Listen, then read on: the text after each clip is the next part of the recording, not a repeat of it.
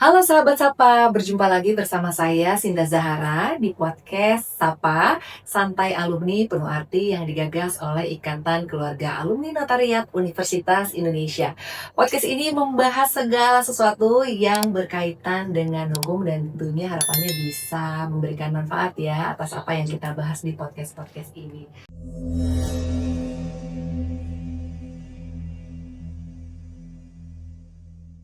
Telah hadir bersama saya Ibu Irma Devita, SHMKN. Bu Irma ini adalah seorang notaris, BPAT, praktisi hukum, sekaligus juga pengajar, dan kebetulan saya sering banget ya Bu ikut di seminar-seminar yang diselenggarakan oleh Terima Bu kasih Irma. Mbak. Bagaimana kabarnya Bu? Alhamdulillah baik. Semoga Mbak Sinta juga dalam kondisi sehat ya Mbak Sinta ya. Alhamdulillah kabar sehat. Bu senang sekali saya hari ini berkesempatan Iya, untuk bisa berdiskusi langsung bersama dengan Bu alhamdulillah. Irma membahas terkait APHW, Bu. APHW. Ini Wah kalau itu menarik banget Mbak. iya, kalau kita bicara APHW ya Bu, ini kan adalah akta pembagian hak waris ya Bu ya. Iya Mungkin benar. banyak juga sahabat Sapa yang ingin memahami lebih dalam dan juga ingin mengetahui lebih dalam seperti apa sih sebetulnya APHW ini. Mungkin kita boleh mulai dulu Bu. Bu Irma bisa menjelaskan APHW itu bagaimana Bu pengertiannya? Iya. Sahabat Sapa sekalian, terima kasih sudah mendengarkan acara dari eh, Sapa dari Ikatan Alumni FAUI, Iya. Ikatan Notariat Alumni Notariat FAUI, di mana hari ini memang secara khusus saya dikasih tahu untuk membahas tentang APHW. Saya ini kan termasuk notaris yang mengalami berbagai fase kehidupan begitu ya Mbak saya. Iya. Jadi berbagai fase kehidupan itu artinya sebelum adanya aturan yang mengatur tentang eh, mengenai APHW ini, kita semuanya nggak lakukan APHW seperti itu Mbak. Sebelumnya seperti apa Bu? Sebelumnya yang kita lakukan selalu misalkan nih dari 5 orang, kita kan jadi kaitannya ini selalu dengan warisan. Ya. Jadi misalkan ahli warisnya ada 5 orang. Ya. Dari 5 orang ini nantinya mau diberikan kepada 1 orang. Ya. Jadi yang kita lakukan selama ini sebelum ada ketentuan tentang APHW ini, kita lakukan adalah balik nama dulu kepada 5 nama, baru dari 5 yang 4 memberikan membuat dan menandatangani APHB, Ya. akte pembagian hak bersama kepada siapa? Kepada salah satu. Ya. Berarti pajaknya ada 2 kali, Mbak. Yaitu pertama pajak balik nama waris dan dilanjutkan dengan pajak pengalihan. Karena ini kalau misalnya berkaitan sama saudara, tentunya kita dikenakan biaya eh, PPh dan BPhtB di mana dikurangi 1. Jadi 4/5 dikali dengan nilai, dengan tarif. Kalau misalnya BPhtB-nya pun juga begitu, 4/5 dikali tarif. Karena apa? Yang satu sudah menjadi pemilik, begitu kan, yang 1/5-nya. Nah, dalam hal ini kalau berkaitan dengan APHW, ini justru sangat berbeda, Mbak.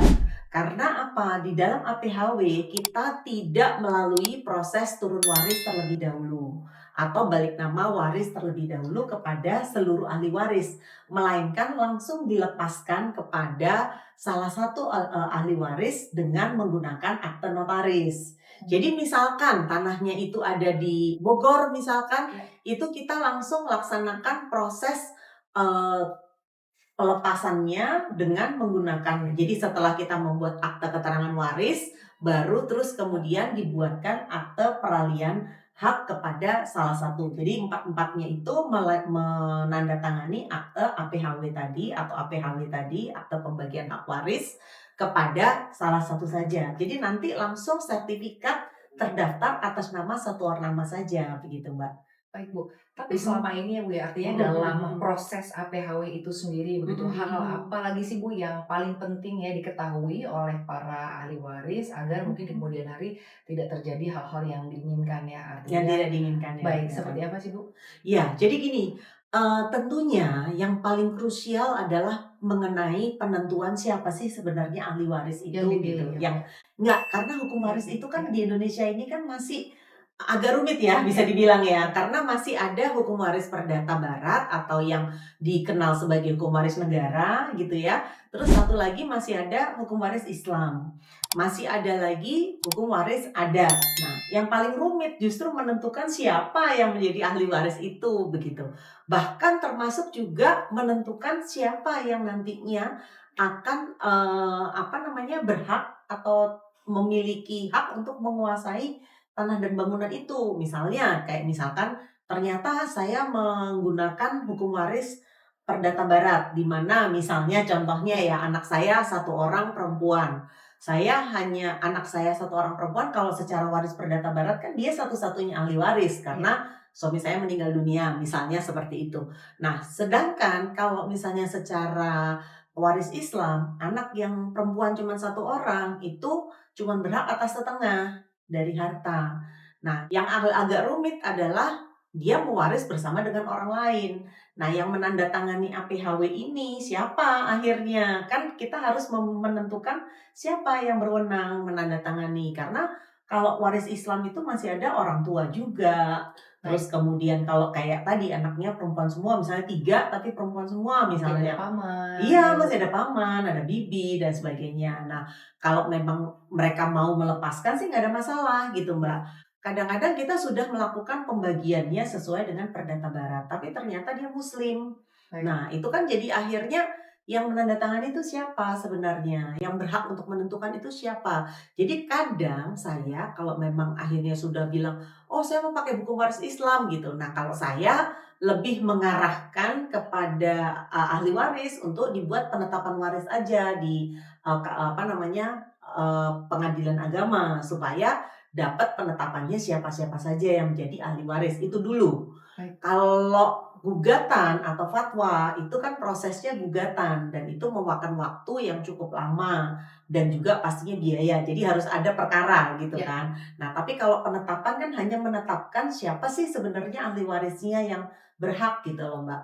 Nah, itu yang menjadi rumit di dalam praktek, tapi kalau memang jelas misalkan ada anak laki-laki, terus orang tuanya ditanyain udah meninggal, hukum waris apapun yang mau dipakai itu akan tetap, baik. jatuhnya hasilnya adalah sama gitu, Mbak. Baik, jadi Heeh. artinya penentuan ahli waris ini menjadi dasar Krusial, utama ya, Bu, iya ya, krusial, untuk, betul. akhirnya sebelum berlanjut ke APHW begitu. APHW, betul. Baik Bu Rima, lalu selanjutnya ketika ahli waris ini sudah ditentukan ya Bu, apakah ini secara otomatis masing-masing dari para ahli waris ini sudah memiliki bagian atas objek-objek tertentu Bu Rima? Nah, sebetulnya kalau misalnya secara teori kita bicara antara Dasein sama Dasein ya. Jadi Ya, antara teori dengan praktek. Kalau secara teori kita masih ada langkah berikutnya yaitu pembagian dan pemisahan harta peninggalan. Jadi emang jelas ada orang yang bagi, kamu dapat sekian, ini dengan ini semua harta dihitung.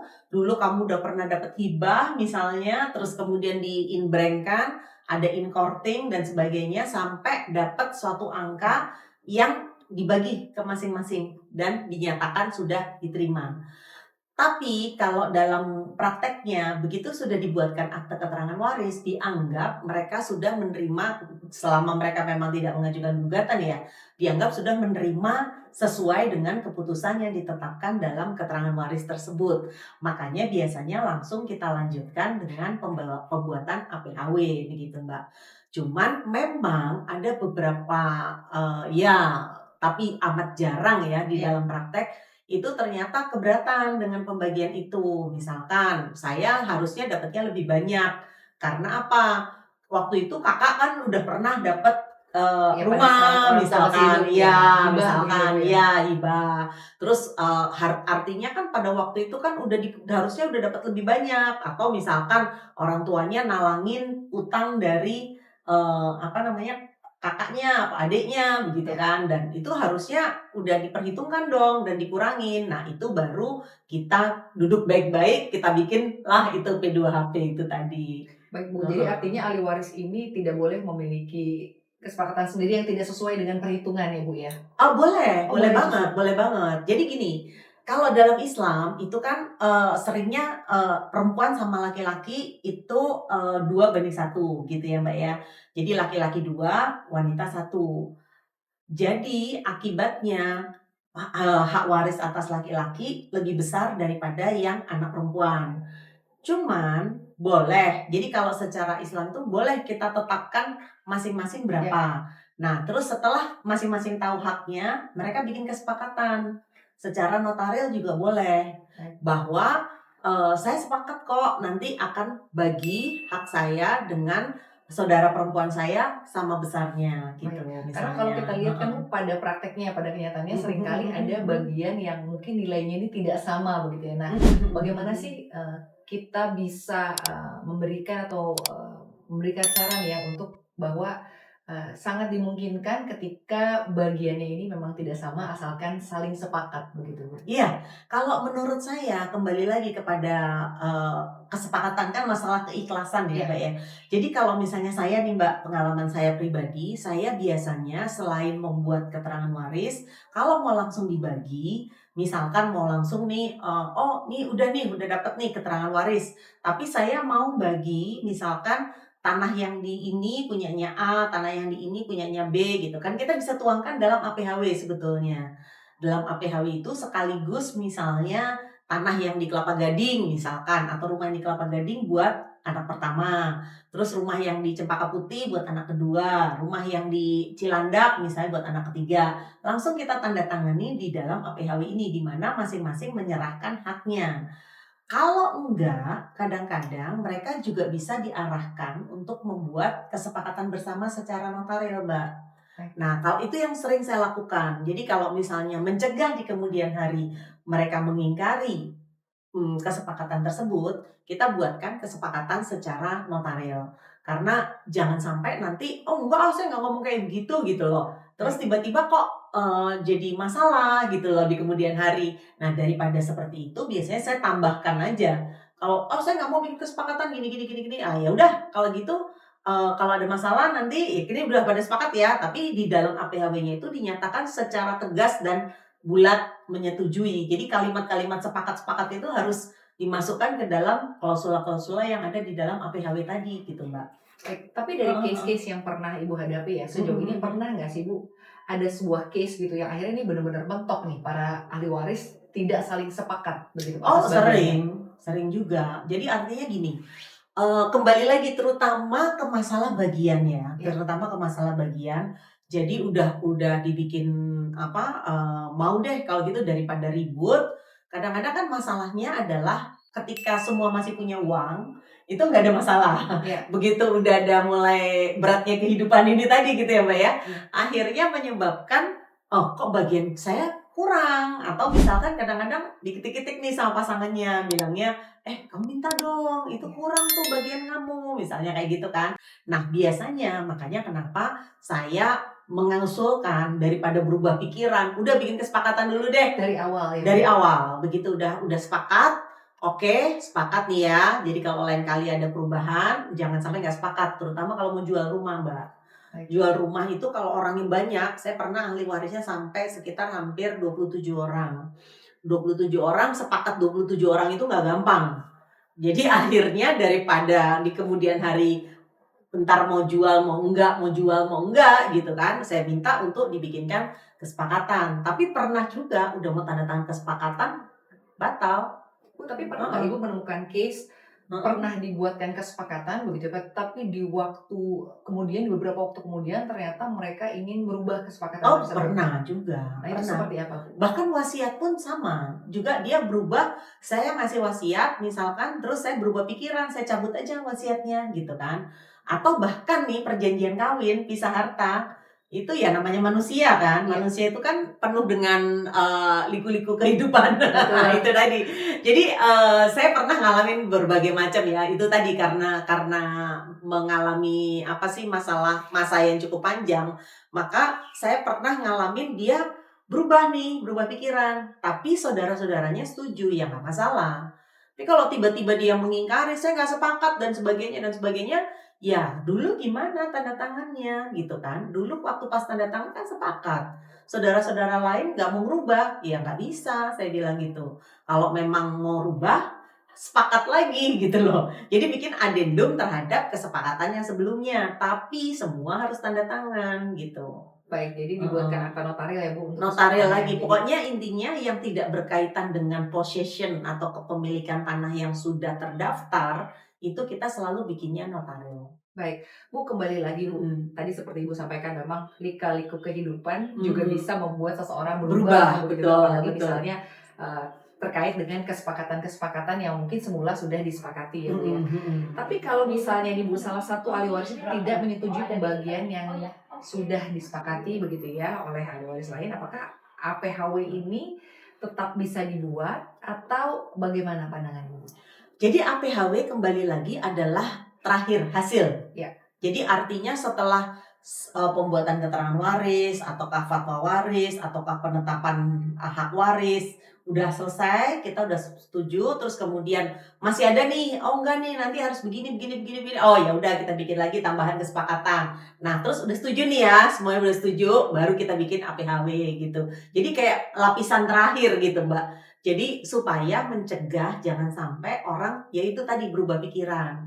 Nah, makanya kadang-kadang, "Ah, enggak deh, apa namanya, saya udah yakin kok, nggak mau berubah lagi." Ya ya udah, kita bisa langsung setelah keterangan waris ataukah, fatwa waris ataukah penetapan ahli waris, saya langsung bikin, APHW tadi, begitu, Mbak. Baik Bu, lalu selanjutnya Bu, setelah misalnya Mhm. APHW nanti dibuat begitu ya Bu, Mhm mhm. ternyata di kemudian hari ada aset-aset lain yang baru ditemukan. Nah Mhm. ini sebetulnya seperti apa penyelesaiannya? Nah, ini menarik, Mbak, pertanyaannya. Jadi gini, prinsipnya kalau APHW itu bukan seperti P2HP. Kalau P2HP itu kan selalu harus dikumpulin seluruhnya, Ya, dijumlah, terus kemudian dihitung kembali, diimbrengkan yang sudah pernah dihibahkan sampai seluruhnya ya, dapat. Nah, baru ada istilah baru diketemukan gitu ya. ya. Tapi kalau APHW itu terjadi ketika berdasarkan per objek tanah. Jadi misalnya seperti tadi yang saya bilang, ada tanah di Kelapa Gading, Di oh ini buat si Bogor, ya, A, tanah di Cempaka Putih buat si B. Ketemu lagi nih tiba-tiba ada tanah lagi gitu kan. ya. Baru baru itu, baru kita lakukan pembuatan ini dikasih ke siapa gitu. Jadi beda dengan P2HP gitu, Mbak. Baik, lalu selanjutnya Bu, ada hal yang mungkin bisa saja terjadi ya Bu ya, seperti misalnya ternyata di waktu yang akan datang ada lagi yang mengaku-ngaku sebagai ahli waris nih Bu. Mhm. Nah, ini bagaimana Bu? Nah, itu kalau misalnya mengaku-ngaku kembali lagi itu bagaimana metode apapun yang Oh, dipakai, ini sebetulnya itu sangat mungkin iya terjadi ya Bu sangat di mungkin masa terjadi. seperti Nah, saat ini. akhirnya ya terpaksa pengadilan, Mbak. Jadi kalau saya prinsipnya kembali lagi, pertama harus dia menggunakan hukum waris mana dulu. Nah, kalau misalnya satu mau, "Bu, tapi kakak saya maunya pakai hukum waris Islam, adik saya maunya pakai hukum negara." Ya udah ke pengadilan aja dulu gitu, selesain aja dulu gitu kan. Berarti kan ada perbedaan hukum nih yang akan digunakan.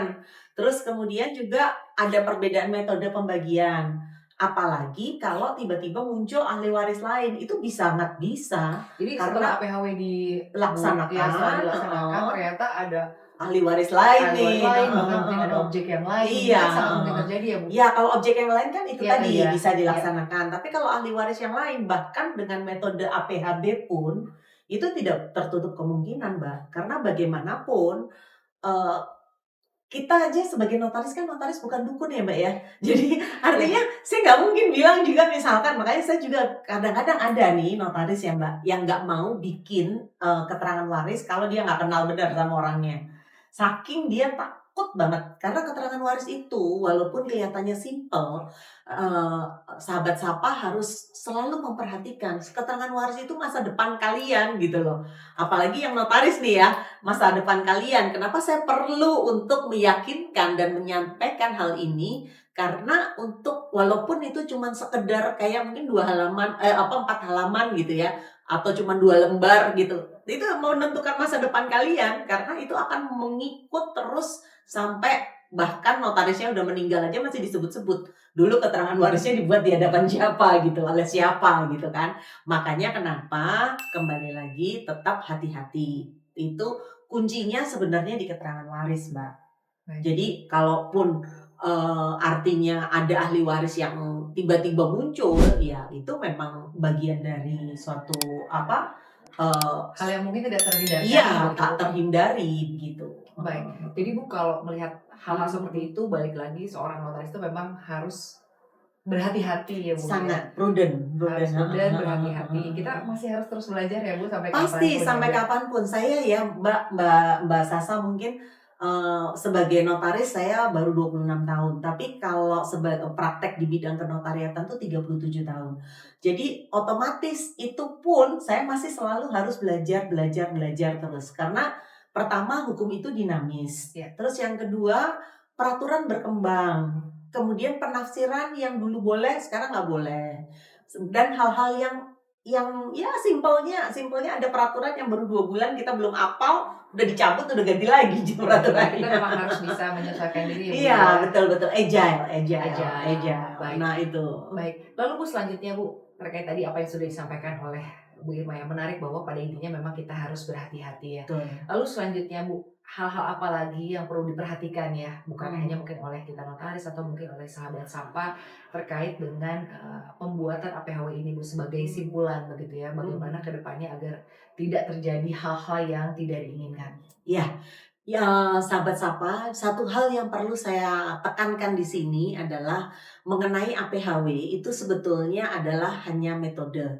Tapi yang paling penting adalah bagaimana cara menetapkan siapa sebenarnya yang menjadi ahli waris.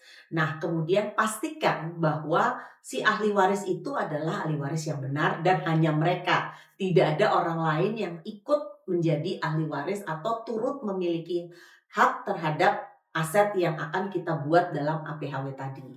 Kalau misalnya ternyata masih ada bapaknya pakai hukum waris Islam, ya bapaknya harus ikut tanda tangan. Ibunya masih ada ibunya. Ternyata anaknya perempuan satu, terus ya berarti saudara-saudaranya pewaris dan sebagainya dan sebagainya. Artinya kembali lagi APHW itu tidak melulu tunduk hanya terhadap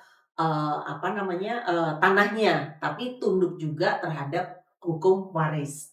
Jadi mengetahui dan mendalami hukum waris itu adalah kunci. Nah, selanjutnya kita pastikan juga karena kadang-kadang di daerah-daerah tertentu masih belum bisa menerima konsep APHW ini. Makanya kenapa kita pastikan juga ke kantor pertanahan bahwa memang ini bisa diterima atau kita pakai cara konvensional yaitu turun waris dulu dan dilakukan proses pembagian dengan APHB gitu. Baik, terima kasih Bu Irma Devita atas penjelasannya terkait Iya. dengan apa sebetulnya APHW dan hal-hal apa yang perlu diperhatikan untuk menghindari permasalahan-permasalahan di kemudian hari. Karena memang kalau kita berbicara mengenai harta waris ini memang cukup sensitif ya sangat Bu ya. sensitif dan panjang. Baik, jadi notaris memang harus berhati-hati khususnya ya, notaris Iya. dan juga PNT harus berhati-hati begitu selalu cross check ya Bu ya. Seperti apa siapa sebetulnya yang paling berhak begitu ya Betul, Bu. Apalagi betul. tadi Bu Irma menyampaikan ya kita jangan sembarangan ya Bu ya. Iya, benar. Baik. Benar. Terima kasih banyak Bu Irma Oke, Devita terima atas kasih. kunjungan untuk hari ini. Sampai jumpa lagi di podcast kita berikutnya. Iya, terima kasih. Sampai jumpa. Sampai jumpa.